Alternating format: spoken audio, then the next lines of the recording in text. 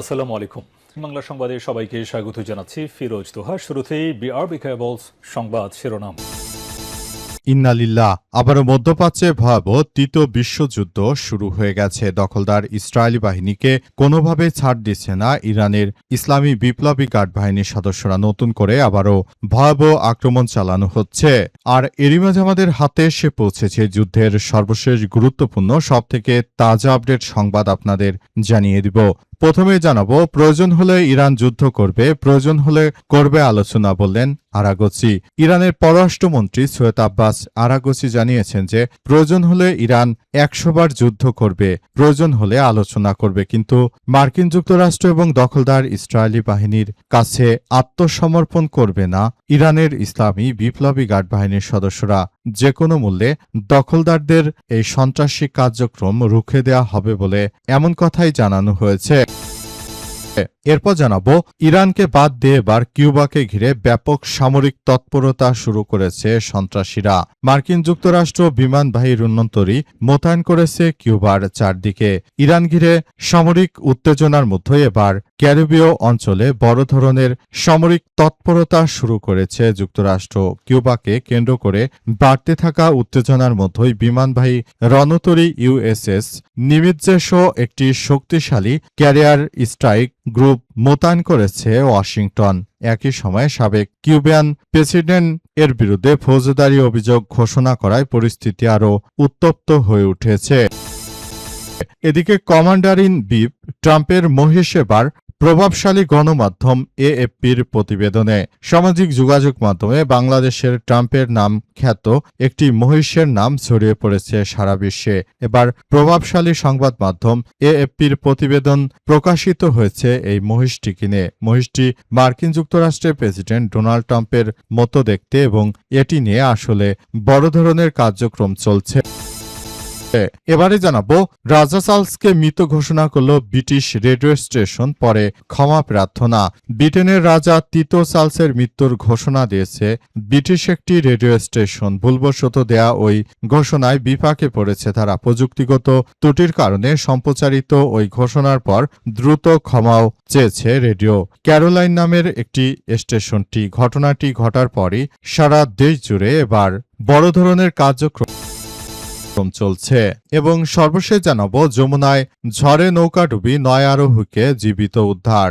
বগুড়া ধুনট উপজেলায় যমুনা নদীতে ঝড়ের কবলে পড়ে একটি যাত্রীবাহী নৌকাডুবির ঘটনা ঘটেছে। এতে নৌকার ৯ আরোহী জীবিত উদ্ধার করা সম্ভব হলেও আদরি খাতুন ৫০ নামের এক গৃহবধূ নিখোঁজ রয়েছে। আজ সকাল ১১টার দিকে যমুনা নদীর ভান্ডারবাড়ি ইউনিয়নের বানিয়াবাজার এলাকায় এই ঘটনা ঘটে। প্রিয় দর্শক, এতক্ষণ শুনছিলেন সংবাদ শিরোনাম, এবারে বিস্তারিত।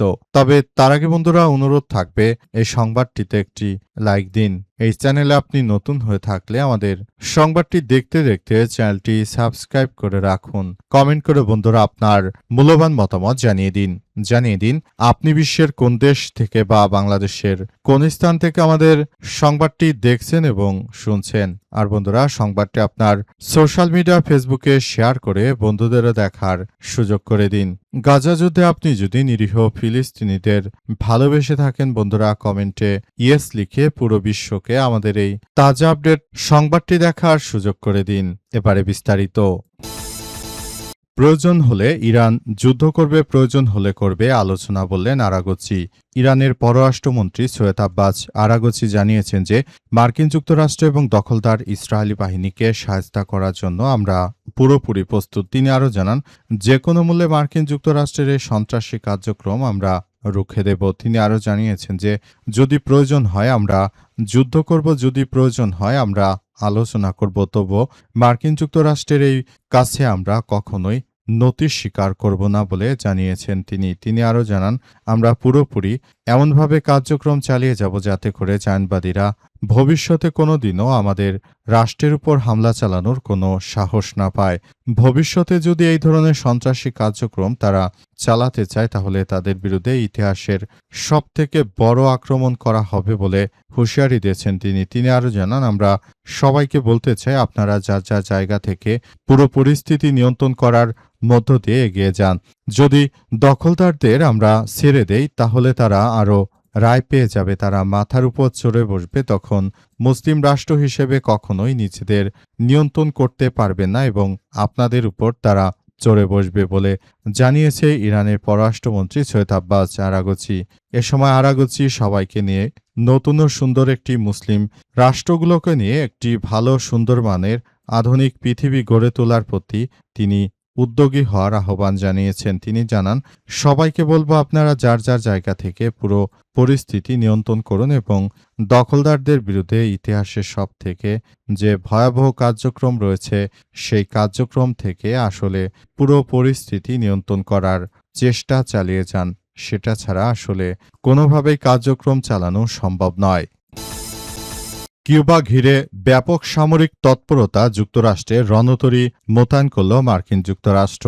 ইরানের পর এবার নতুন করে কিউবার দিকে নজর দিয়েছে মার্কিন যুক্তরাষ্ট্র। কিউবার দিকে তারা শুধু নজর দেয়নি, বরং কিউবাকে আবার ধ্বংসস্তূপে পরিণত করার জন্য মার্কিন যুক্তরাষ্ট্রের প্রেসিডেন্ট ডোনাল্ড ট্রাম্প নতুন করে আবারও সন্ত্রাসী কার্যক্রম শুরু করেছেন। তিনি কিউবার দিকে আক্রমণ চালানোর জন্য বিমানবাহী রণতরী নিয়ে তারপর এগিয়ে যাচ্ছে মার্কিন যুক্তরাষ্ট্রের সেনারা।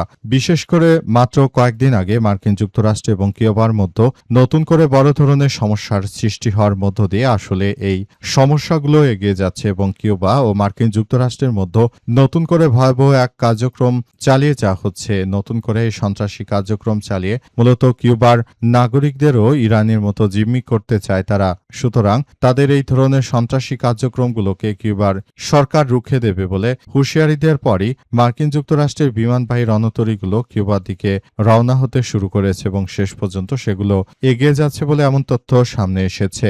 বর্তমান সময়ে মার্কিন যুক্তরাষ্ট্র এবং দখলদার ইসরায়েলি বাহিনীকে যে কোনো মূল্যে সহায়তা করার জন্য এই মুহূর্তে সবাইকে এগিয়ে যেতে হবে। তারা যদি এই ধরনের কার্যক্রম এভাবে চালিয়ে যায় তাহলে এটি ভবিষ্যতের জন্য আমাদের সবাইকে আরো বড় ধরনের খারাপের দিকে এগিয়ে নিয়ে যেতে পারে বলে এমন তথ্য সামনে এসেছে এবং তাই এখনই কিউবার সতর্কতামূলক কার্যক্রম চালানো উচিত এবং দখলদারদের বিরুদ্ধে ইতিহাসে সব থেকে এই ভয়াবহ কার্যক্রম চালিয়ে তারপর পরিস্থিতি চালিয়ে যেতে হবে। এটি সবার জন্য আসলে কার্যক্রম খুবই ভয়াবহ আকার ধারণ করছে বলে এমন তথ্য সামনে এসেছে। দখলদারদের একদম ধ্বংসস্তূপে পরিণত করা হচ্ছে। কমান্ডার ইন চিফ ট্রাম্প মহিষ এবার প্রভাবশালী গণমাধ্যম এএফপির প্রতিবেদনে। সামাজিক যোগাযোগ মাধ্যমে এক অভূতপূর্ব তারকাকে ঘিরে শোরগোল তৈরি হয়েছে বাংলাদেশ। তবে এই তারকা কোনো অভিনেতা বা গায়ক কিংবা কোনো গায়িকা নয়। সোনালী চুলওয়ালা আল অ্যালবিনো মহিষ, তার ডাকনাম রাখা হয়েছে ডোনাল্ড ট্রাম্প। আসন্ন কুরবানি ঈদকে সামনে রেখে এই মহিষটির কথা সামনে এসেছে। এটির মাথাভর্তি ঢেউ খেলানো সোনালী চুলের ধরন অনেকটা মার্কিন যুক্তরাষ্ট্রের প্রেসিডেন্ট ডোনাল্ড ট্রাম্পের স্টাইলে চুলের মতো। ফলে কুরবানির আগেই মহিষটিকে এক নজর দেখতে আর ছবি তুলতে ভিড় করেছে অসংখ্য মানুষ।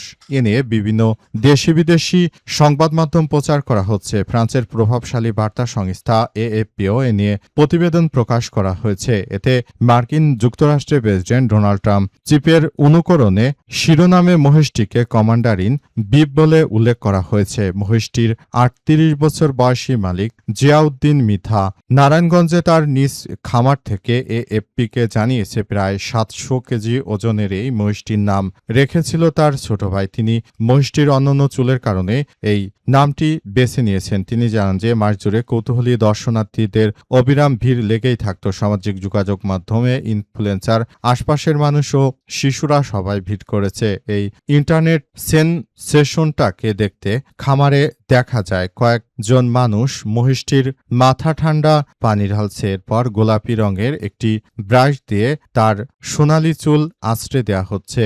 চুলগুলো সুন্দরভাবে গুছিয়ে রাখা হয়েছে দুই পাশে বাঁকানো বড় শিংয়ের মাঝখানে। মিধা আরও জানিয়েছেন ওর একমাত্র ব্যবহারিক বিষয়গুলো হচ্ছে যে সে আচরণগত মার্কিন যুক্তরাষ্ট্রের প্রেসিডেন্ট ডোনাল্ড ট্রাম্পের মতোই।